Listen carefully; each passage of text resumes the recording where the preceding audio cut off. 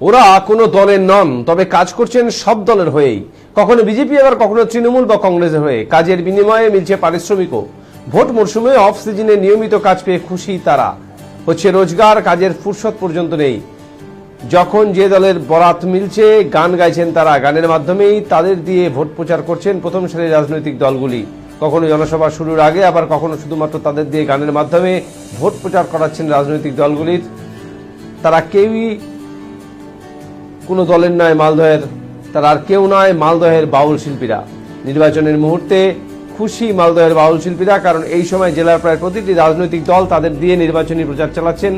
কেউ গান বেঁধেছেন নিজের মতো করে ভোট প্রচারের জন্য, সেই গানগুলি পরিবেশিত হচ্ছে বিভিন্ন দলের ভোট প্রচারে। আবার কেউ সাধারণ বাউল গান গেয়েই বিভিন্ন রাজনৈতিক দলের ভোট প্রচার করছেন। সাধারণত বিভিন্ন অনুষ্ঠান ও পুজোয় বাউল শিল্পীদের গান করার সুযোগ মেলে। যখন কোনো অনুষ্ঠান থাকে না সাধারণত তারা বসেই থাকেন, তবে আসন্ন লোকসভা নির্বাচনে অতিরিক্ত কাজ মিলছে তাদের। খুশি মালদহ জেলার বাউল শিল্পীরা। জেলায় বাউল শিল্পী তারা বলেন, জোর কদমে মালদহ জেলা জুড়ে চলছে প্রতিটি রাজনৈতিক দলের প্রচার। জেলার বাউল শিল্পীদের এখন কাজের বরাত বেড়েছে। প্রতিটি রাজনৈতিক দল থেকে গান গাওয়ার ডাক পাচ্ছেন তারা। গত কয়েকদিন ধরে ভোট প্রচারে কাজের সুযোগ মেলায় রোজগার বেড়েছে বাউল শিল্পীদের। ভোটের সময় অতিরিক্ত রোজগার হয় খুশি মালদার বাউল শিল্পীরা।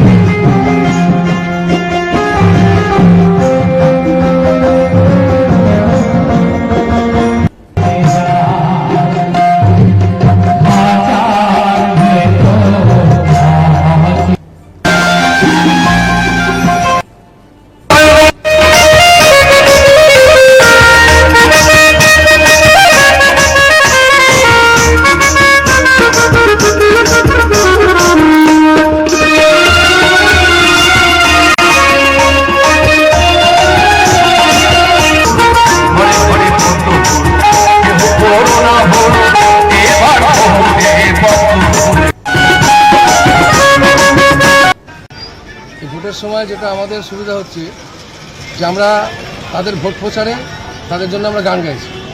কিন্তু আমাদের লোকশিল্পী, আমরা সবাই জানি যে লোকশিল্পী এরা গ্রামের মানুষ এবং দরিদ্র মানুষকে নিয়ে সবাই করে। তাদের জন্য তারা আমাদের পারিশ্রমিক দিচ্ছে। এই যে পারিশ্রমিক দিচ্ছে বলে কিন্তু আমাদের উপকার হচ্ছে এটাকে। হ্যাঁ, এই সময়টা বসেই থাকি খাই। তো আজকে এখানে শুভেন্দুবাবু আসছে, এখানকার নেতা কর্মীগণ শুরু হয়ে যাচ্ছে। একটা গান গাইলাম, আমরা গান করি না।